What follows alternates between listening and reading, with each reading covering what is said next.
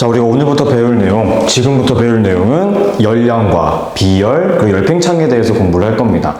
자, 지금은 현재 강의실에 아무도 없고 저 혼자 있기 때문에 마스크를 벗고 있는 점 유의해 주셨으면 좋겠고요. 자, 우리 지금부터 배울 내용 열량 한번 공부를 하도록 하겠습니다.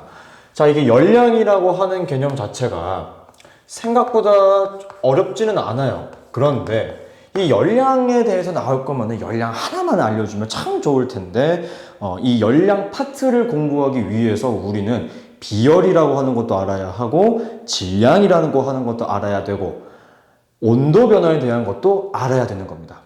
자, 우리 열량이라고 하는 것 저번 시간에 공부를 하셔서 아시겠지만 열 에너지라고 하는 것, 즉 온도라고 하는 것, 그 차갑고 뜨거운 정도를 결정했던 온도는 열 에너지가 결정을 했었고 그 열 에너지라고 하는 것은 항상 온도가 높은 곳에서 온도가 낮은 곳으로 이동을 했어요. 그러면서 열량이라고 하는 거는 뭐냐?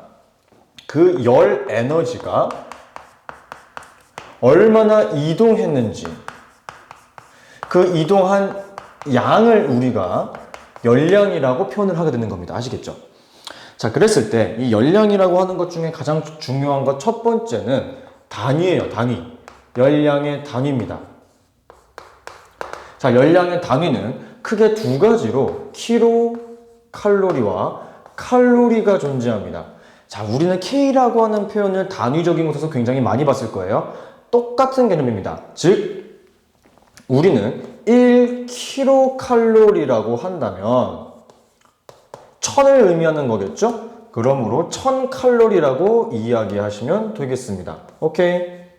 자, 이거 하나 기억을 해주셨으면 좋겠고 그 다음으로는 이 열량은 다른 아까 제가 수업을 시작하면서 말씀드렸던 그 내용, 즉 온도 변화, 질량, 비열에 관해서 우리는 공부를 하셔야 돼요. 무슨 소리냐면은 잘 봐야 돼. 이 열량이라고 하는 친구 자체가 혼자 하나만의 영향을 주고받지는 않아. 방금 말씀드렸던 여러 가지, 총 3가지의 친구들과 서로 상호작용을 하게 되는데 우리는 그것을 열량에 대한 관계라고 한번 이야기를 해볼게요. 오케이? 관계라고 한번 이야기를 해보겠습니다. 자, 첫 번째는 열량과 비열, 아니 온도 변화에 대해서 한번 이야기를 해볼게요. 자, 만약에 같은 물이 있다라고 한번 해볼게. 자, 같은 질량의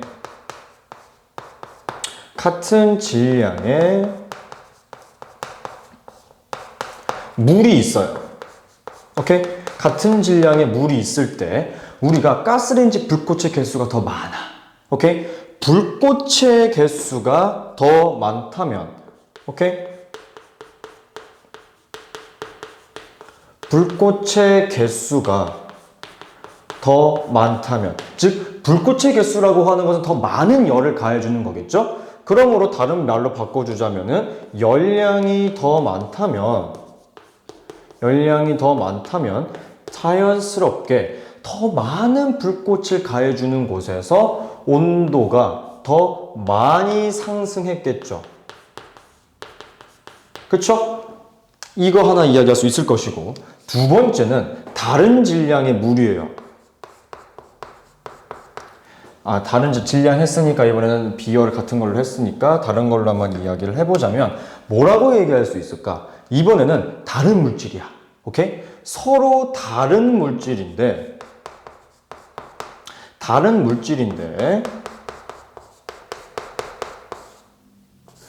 물질이고 질량은 같아요. 질량은 같다면 그럴 때는 이렇게 생각할 수 있는 겁니다. 같은 열량을 가해줬어. 오케이? 같은 열량을 가해줬다라고 하면은, 즉, 불꽃의 개수가 같다라고 한번 해볼게. 첫 번째, 불꽃의 개수가 같다. 이 뜻은 결국에 열량은 같다라고 이야기할 수 있겠지. 근데 둘 중에 누군가는 온도가 더 많이 상승한 친구가 있을 거예요. 많이 상승한 친구가 있겠죠? 그럼 그 친구는 우리가 뭐라고 얘기할 수 있는 것이다? 비열이 작다라고 이야기를 할 수가 있어요. 쌤, 비열이 뭔가요? 그거는 조금 이따가 설명해 드릴 거고요. 그 다음 한번 가볼게요. 이번에는 이거예요. 같은 물이야. 같은 물인데 우리가 500ml의 물이 빨리 끓겠어? 1리터의 물이 빨리 끓겠어? 너무나 당연하게 500ml도 빨리 끓겠죠? 그러므로 다른 질량, 양이 다를 때 양이 다르고 같은 물이라면 너무나 자연스럽게 질량이 열량을 가졌다고 했을 때요. 질량이 많은 친구가 온도가 적게 상승했을 것입니다. 자, 우린 여기서 그러면 이 세 가지 내용을 비교함으로 인해서 결론을 지을 수 있어요. 결론을 지을 수 있습니다. 어떻게 결론을 지을 수 있을지 한번 보도록 할게요. 자, 세 번째 정리를 한번 해주자면 첫 번째 열량과 온도 변화는 열량 그리고 온도 변화는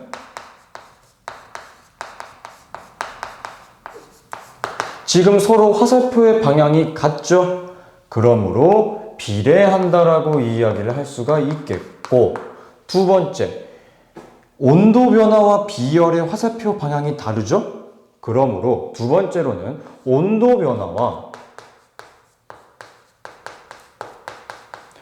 변화와 비열 간의 관계는 서로 반비례하다라고 하는 것을 우리는 눈치챌 수가 있어야 되는 겁니다.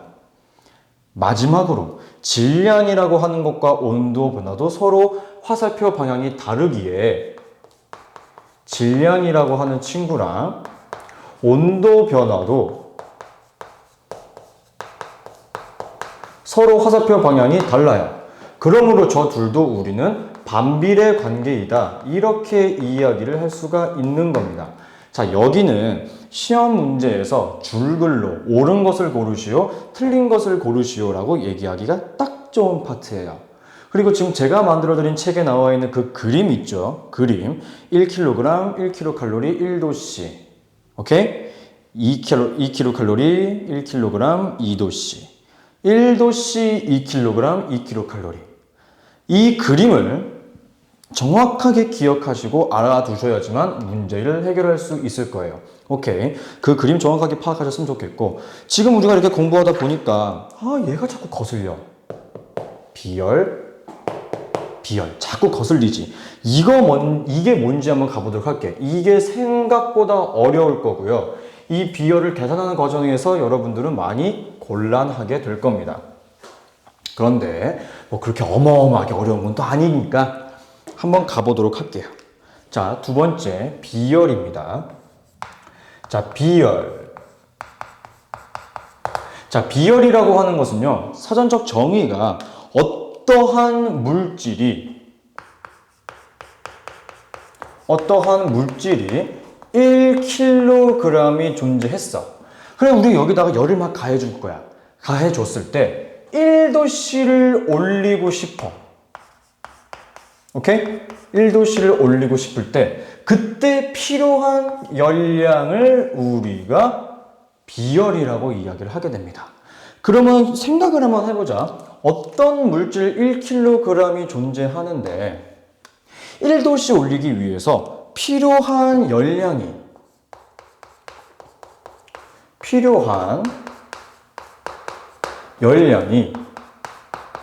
엄청나게 많이 필요하다라고 한번 이야기를 해볼게요.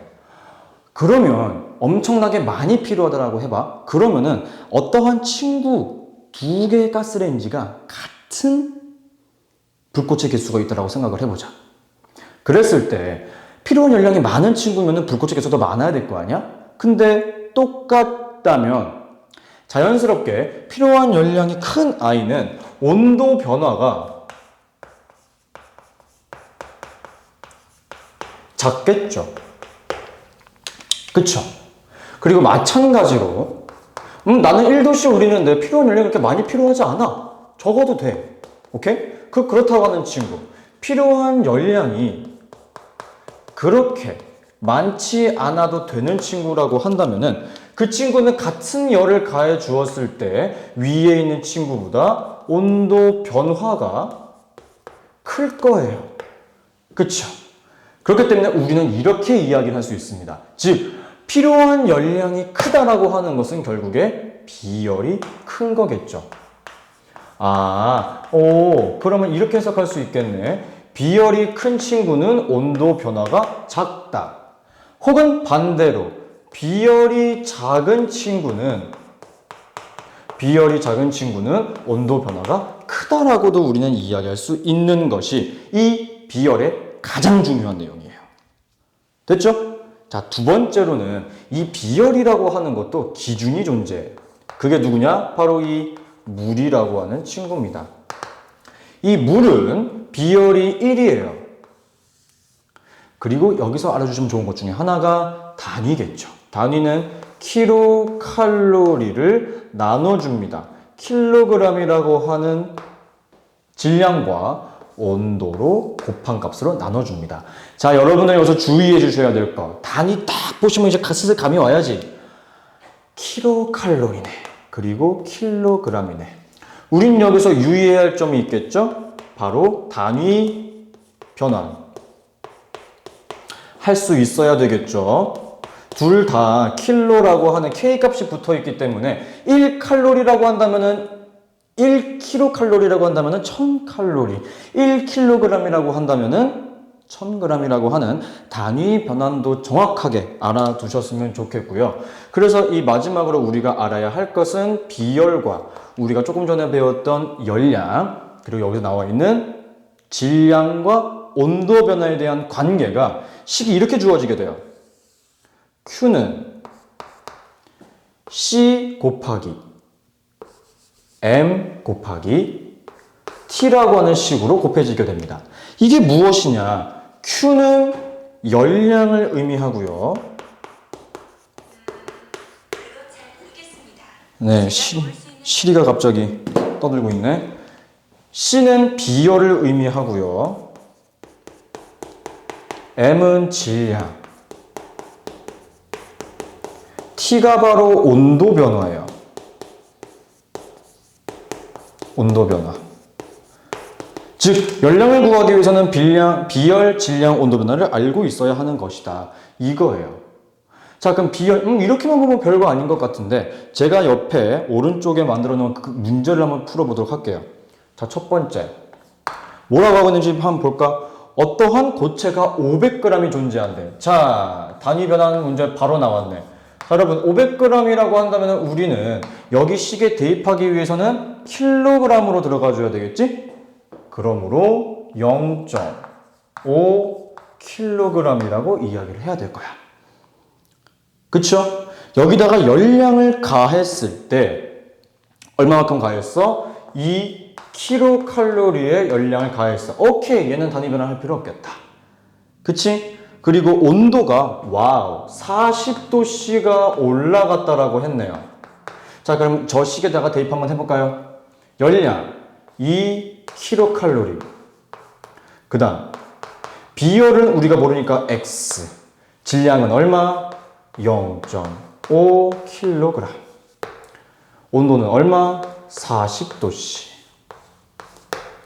계산은 여러분들이 하시고요. 이거 못하면 초등학교 다시 갑시다. 오케이? 못할 수도 있지 뭐, 그지? 그래, 괜찮아요. 온도 계산은 여러분들이 하시고. 자, 두 번째. 문제를 한번 읽어보자면은, 어떤 액체인데 0.2kcal. 오, 얘는 그나마 착한 친구네. 단위 변환할 필요가 없네요. 2kcal. 그냥 좋습니다. 그 다음, 여기에는 5kcal의 열량을 가했대. 얘도 마찬가지로 칼로리, 단위 변환할 필요 없네요. 근데 여기서 뭐라고 얘기하고 있는지 한번 보자. 10도씨에서 몇 도가 되었다라고 이야기하고 있어? 35도가 되었대. 자, 그러면 여러분들 여기서 이렇게 생각하지. 이야, 온도 변화 35도인가 보다. 쳐 죽어요, 그러면. 그렇게 되면 안 되지. 온도가 오른 건 몇 도야? 25도만 위로 상승했다. 변화폭은 25도씨다라고 이야기할 수 있겠죠. 그러므로 여기서도 한번 비열을 구해보자면은 0.2 킬로칼로리와 우리가 구하고자 하는 비열 X, 질량은 얼마? 0.2도씨. 그 다음 온도 변화는 얼마? 25도라고 이야기를 할 수가 있겠죠. 계산은 여러분들이. 자, 다음 문제로 넘어가 보시면은 이번에는 질량을 구하라고 알려줬네요. 자, 질량 구하려면은 결국에는 열량과 비열과 온도 변화를 알고 있어야지만 풀 수 있을 겁니다. 그쵸? 자, 책에서 알려줬어요. 비열은 얼마냐? 0.5 킬로칼로리 퍼 킬로그램 도씨라고 하네요. 아따, 단위 더럽게 길다. 그쵸? 자, 이번에는 뭐라고 얘기하고 있냐면은 10킬로칼로리의 열량을 잃었대.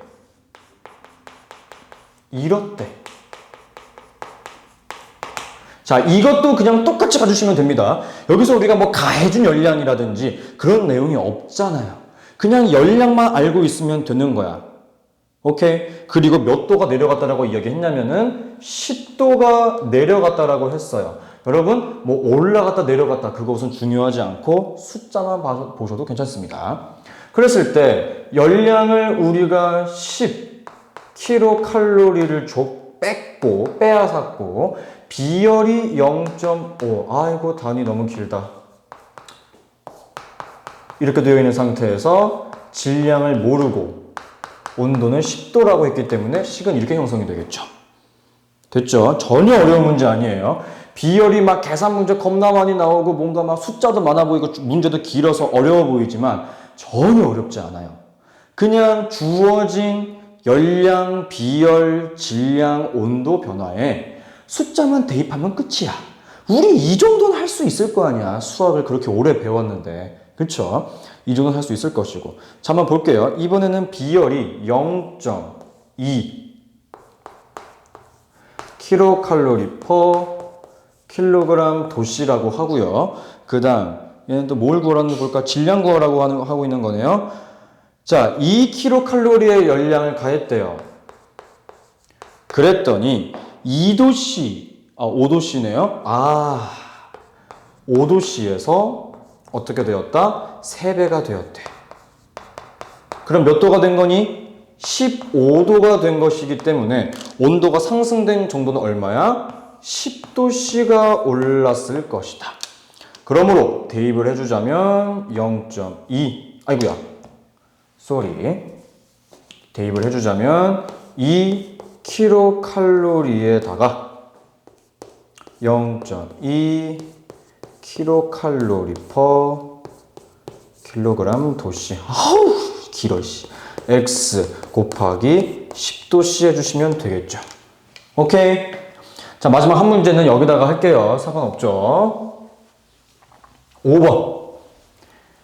제가 한 5문제 정도만 만들어 가지고 왔고요. 이번에는 온도 변화를 물어보는 문제네요.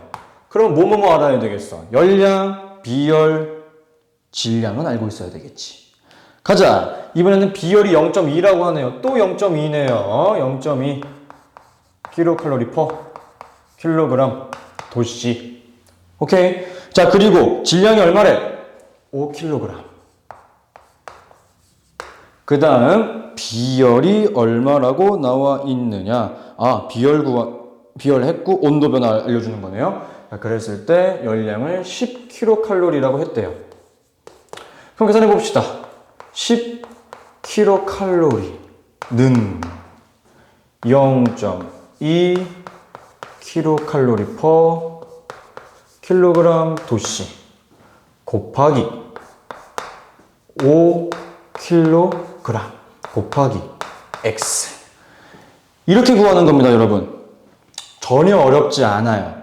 이 비열이라고 하는 것은 이 정도로만 생각하셔도 학교 시험 문제에서 나오는 유형은 어느 정도는 다 해결이 가능할 겁니다. 그러니까 너무 복잡하게 생각하지 마시고요.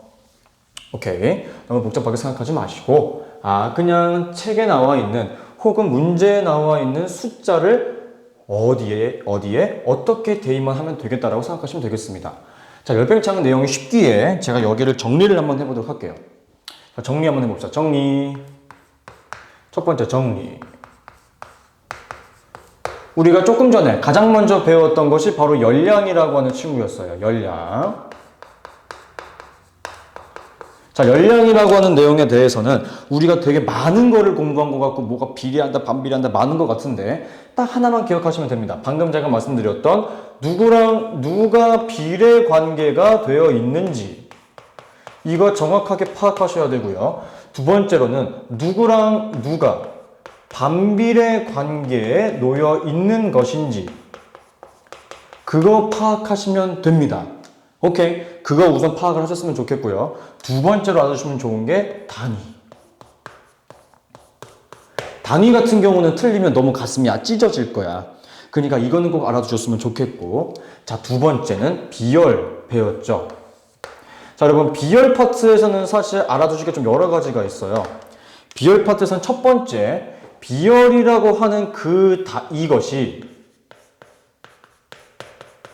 크면 비열이라고 하는 친구가 크면 온도 변화는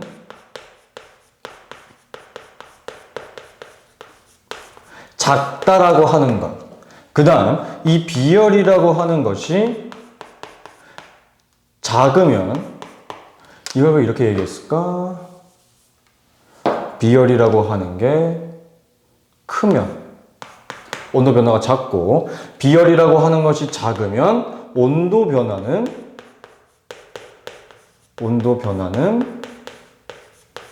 크다라고 얘기하는 거.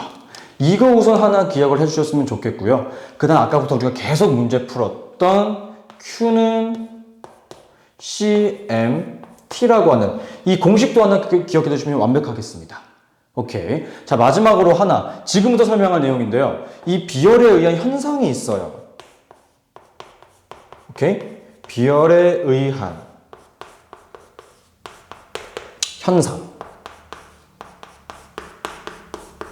이거는 하나 알아두셨으면 좋겠습니다.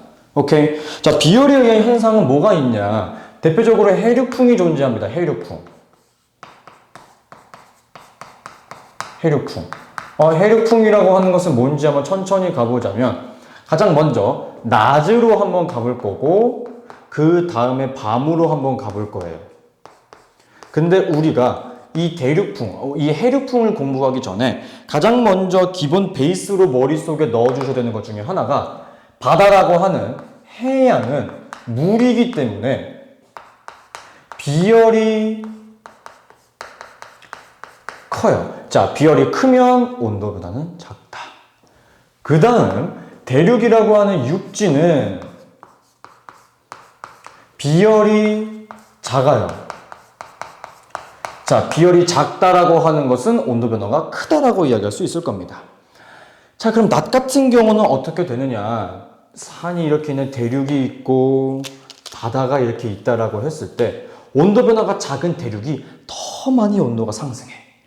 그럼 여기에 온도가 높은 거겠네? 그쵸? 대륙의 온도가 높고 해양의 온도가 낮아요.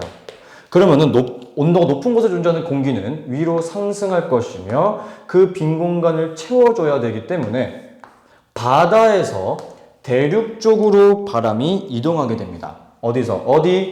바다에서 육지 쪽으로 바람이 이동한다. 그래서 이 바다에서 불어오는 바람이라고 해서 해풍이 불어요. 해풍이 붑니다. 자, 밤 같은 경우는 육지가 이렇게 존재하고 바다가 이렇게 있을 때 이 바다는 비열이 크기 때문에 온도 변화가 작고 육지는 비열이 작기 때문에 온도 변화가 커요.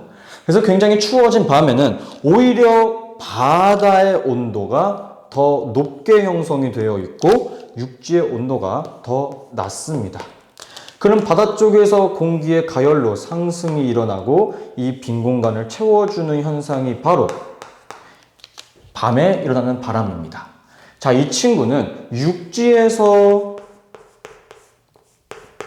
바다로 부는 바람이기 때문에 방금 제가 말씀드렸죠? 육지에서 부는 바람이다 라고 해서 이거를 우리는 육풍이라고 불러요. 육풍. 이 두 개를 합쳐서 해류풍이라고 부르는 것이 되겠고요. 이 원리 원칙 정확하게 알아두시면 어렵지 않을 것 같다고 생각이 듭니다. 필기 열심히 해주시고 시험 문제 어떤 식으로 나오겠구나 라는 것도 좀 알아주셨으면 좋겠어요. 자, 마지막으로 가시게 되시면 열팽창이 있습니다. 열팽창은 고체 열팽창, 그 다음 액체 열팽창, 그렇게 두 가지 정도만 공부하시게 되면 될 것 같아요. 자, 가장 먼저 가보도록 할게요. 그럼 도대체 열팽창이라고 하는 것은 무엇인가 공부를 해보자면, 우리가 이 온도라고 하는 것, 이 열이라고 하는 것을 처음 시작했을 때부터 계속해서 얘기하고 있는 게 하나가 있어. 뭔지 한번 설명을 해주자면 이거죠. 결국 여러분, 온도가 올라가면 그 물체는 입자 운동이 활발해집니다. 그쵸? 입자 운동은 활발해져요. 그러면 입자 운동이 활발해지기 때문에 그 입자들이 차지해야 되는 그 공간 자체가 더 커진 거겠지. 즉, 그 공간이 커진다라고 하는 게 결국에는 부피가 팽창한다, 커진다라고 생각하면 되는 거야. 이게 열팽창이야. 이게 열팽창이야. 무슨 소리냐면은 아주 간단하게 정리를 해줬을 때 어떠한 물체가 온도가 높아진다. 즉, 열 에너지를 흡수하게 되면은 어떤 일이 벌어지는 것이다? 결국에 그 물체의 부피는 팽창하는 것이 바로 열팽창이에요. 아시겠죠? 자, 그래서 여러분은 이것까지 알아두시면 좋겠습니다. 반대적인 개념인데요. 반대적인 개념인데, 그럼 만약에 온도가 낮아지게 되었을 때 어떻게 되나요? 그러면 우리 입자 운동이 둔해지죠. 입자 운동이 둔해지고, 입자 운동이 둔해지게 되면은 입자들이 차지하고 있는 공간 자체가 줄어들기 때문에 부피값은 감소하게 될 것입니다. 그러므로 인해서 이렇게 얘기를 할 수가 있어. 네 번째, 즉 온도가 낮아지게 되면은 열 에너지를 뺏겼다 혹은 방출했다라고도 볼 수 있겠죠? 열 에너지를 방출했기 때문에 부피가 감소함으로 인해서 부피가 감소, 축소되었다. 이렇게 얘기하는 겁니다. 그래서 사실은 열팽창기라고 쓰기는 하지만 저렇게 감소하는 것을 우리는 뭐라고 얘기하느냐? 열수축이라고 이야기를 해요. 열수축. 오케이. 자, 이거 하나 기억해 두시면 됩니다. 자, 그 다음 제가 아까 말씀드렸던 것처럼 이 열팽창이라고 하는 것은 가장 먼저 고체의 열팽창이 존재한다. 고체의 열팽창.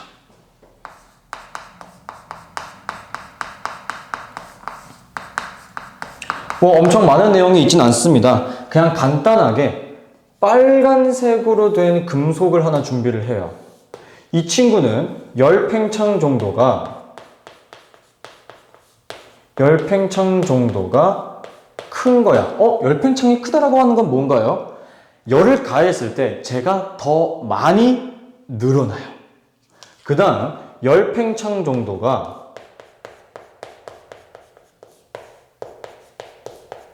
작은 금속을 준비합니다. 이렇게 이 둘을 딱 붙여요.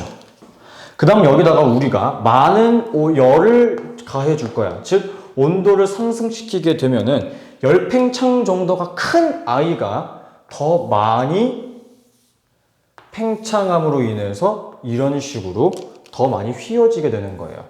파란 친구는 요만큼만 부피가 증가하고요.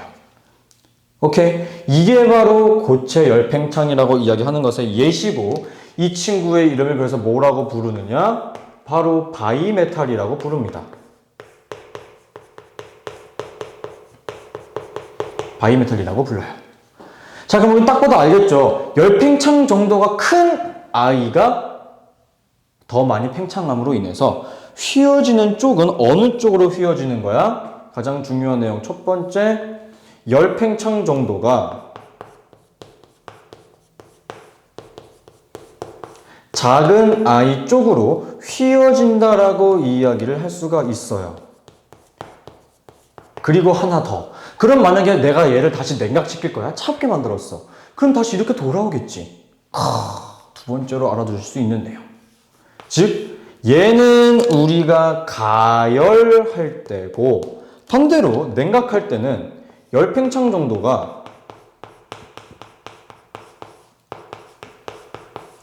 큰 쪽으로 다시 돌아간다라고 볼 수 있겠죠. 언제? 얘는 냉각할 때. 오케이? 이럴 때는 반대로 돌아간다라고 하는 개념에 대해서 정확하게 알아두셨으면 좋겠고, 그 다음 여기서도 제가 말씀드리고 싶은 것, 얘도 이용, 활용되는 경우가 굉장히 많습니다. 이용 혹은 활용.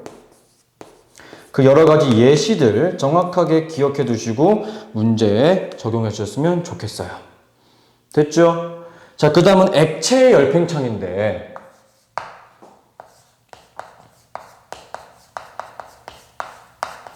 액체의 열팽창.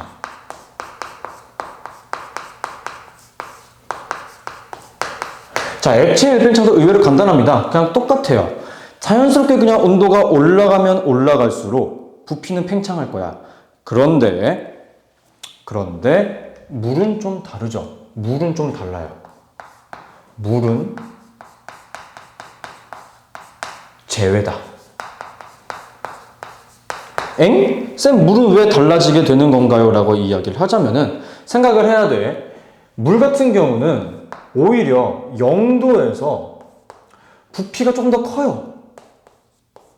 부피가 커요. 크고요. 오히려 4도C 정도에서는 부피가 조금 작습니다. 신기하죠? 왜냐하면 얼음은 결정을 이루게 되면서 부피가 더 증가하기 때문에. 그래서 이 친구를 그래프로 한번 그려보자면 그래프가 이렇게 그려집니다. 이런 식으로. 조금 더 큰 쪽, 여기가 0도라고 볼 수 있겠고, 여기가 바로 4도 그 지점이에요. 물론 이 뒤로 가면 갈수록 부피가 팽창하는 것은 맞지만, 대부분의 액체들은 그냥 온도가 올라가면 계속해서 부피도 팽창하지만, 물은 그렇지 않는다라고 하는 거. 이 내용 하나 기억해 두시게 되면 열팽창 정도의 내용은 쉽게 풀 수 있을 거예요. 그리고 제가 제 책 만들어 두은 거 보시면 아시겠지만 열팽창은 틀리면 뒤져요. 오케이? 열팽창은 절대 틀리지 말자. 헷갈릴 내용도 없고 어려운 내용도 없습니다. 오케이? 지금 이 영상을 보시는 모든 분들이 제 강의를 듣고 모든 문제를 맞았으면 좋겠고, 뭐 학생이 아니더라도 제 친구분들도 이 영상을 보고 있는 거 알고 있습니다. 그러면은 잘 살고 있기를 바라면서 여러분들도 화이팅 하셨으면 좋겠습니다. 수업 여기까지 진행하도록 하죠.